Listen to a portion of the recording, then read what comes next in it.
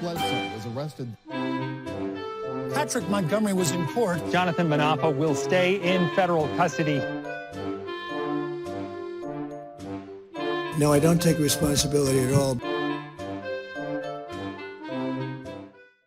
Hey everyone, welcome to the show. So 46-year-old Virginia resident David Elizalde is one of the very few active duty members who took part in the Capitol attack.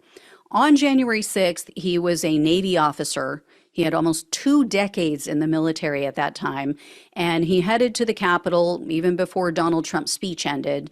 And Elizalde was carrying a Veterans for Trump flag. He also had on a GoPro type of camera when he entered the restricted Capitol grounds. And although he conveniently failed to tell investigators about the camera and the videos he recorded. But Elizalde was heard in one of those videos remarking that there were, quote, definitely a lot of barricades, kind of an admission there. And then when they interviewed him after the fact, Elizalde claimed that, he didn't remember seeing any barricades.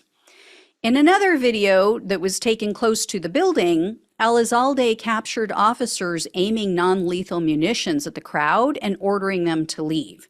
He also recorded people climbing over the walls and the railings. He recorded first responders administering CPR to an unconscious member of the mob, also numerous violent interactions between the police and the mob. So he knew what was going down that day. In fact, he recorded an attack on an officer who later testified at his trial and said, quote, once they squeezed me so hard that I couldn't breathe. That's kind of when I was very, very scared that I really didn't know at that moment. I was definitely extremely scared. Now remember, Elizalde is an active duty member in the military, and he is standing there, he's recording as police officers are being brutally assaulted, and he did nothing to help them. He did not lift a finger. He didn't even speak up. He didn't even say like, hey, stop. What are you doing? Anyway, instead, he told investigators he feared for his own safety on January 6th. Yeah, I would not want to serve with this guy. Just saying. Anyway, Elizalde filmed others climbing into the Capitol through broken windows, and he recorded as he himself entered the Capitol through the Senate wing doors. Alarms were blaring in the video. He had to have stepped on broken glass as he walked in. He did exit, though, about 3 minutes later because he encountered a line of police, and an officer told him, you need to leave. So following the Capitol attack, Elizalde was interviewed by both the Navy and the FBI. This was in December of 2021 and then again in February of 2023. So during his 2021 interview, Elizalde said, quote, I know when all this is past and gone, 10 years from now, 20 years from now, I know people are going to be talking about it, and they're going to be like, hey, were you there? And I was going to be like, yes, and here's my story. It was just historical. Yeah, not in a good way, though. Not in a good way. Kind of like, where were you on 9/11? So Elizalde was arrested on April 2nd of 2023, and he was charged with entering a restricted building or grounds, 2 counts of disorderly conduct, and parading or demonstrating in a Capitol. Elizalde refused a plea deal. He opted for a bench trial, and in December of 2023, the judge found Elizalde guilty of only the parading and demonstrating in a Capitol. So he faced up to 6 months in prison, 5 years of probation, and $5,000 in fines. But the prosecutor requested only 30 days of intermittent confinement in prison, 3 years of probation, and 60 hours of community service. And Elizalde, on the other hand, begged the judge for leniency. So basically his military career wouldn't be affected and end.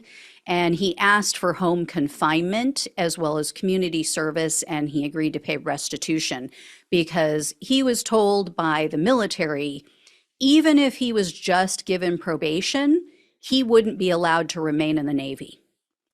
And he was also told that a sentence of home detention couldn't exceed 60 days. So at his sentencing hearing, Elizalde told the judge he should have, quote, exercised much better judgment, you think? And he said, quote, what at the time seemed like a historic day turned out to be one of the darkest days in the history of the nation. Unfortunately, U.S. District Judge Carl Nichols presided over Elizalde's case. Nichols is a Trump appointee. He is one of his stooges who has gone against the grain in these January 6 cases. He's bent over backwards to try to give these people a pass. He completely contradicts other January 6 judges at times.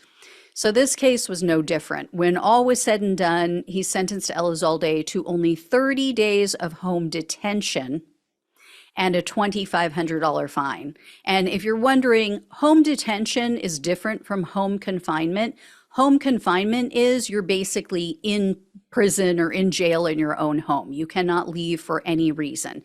Home detention allows you to go to work, you can go to school, you can go to church, doctor's appointments. So it has to be cleared by the court in advance and it has to be legitimate, but you are allowed out of the house. So that's the difference. So 30 days of Netflix and chill is what he got. It is unbelievable how these people are given a pass for taking part in an insurrection against our government, especially someone who is active in the military. So make note, everyone. Make note. If you don't like the outcome of the upcoming election and you want to go attack the Capitol, the consequences are minimal, I guess. Not a big deal. I'm not advising anybody to do it, but, you know, from the way these sentences look, not a big deal, according to them. And maybe he should have considered the consequences to his nearly 20-year military career before he took part in the attack on our Capitol and then tried to conceal the truth about his videos. All right, I will let you all know when or if I hear more. Thank you so much for watching and listening. Please like, share, and subscribe. Please donate if you can. Love you all. Take care. Talk with you soon.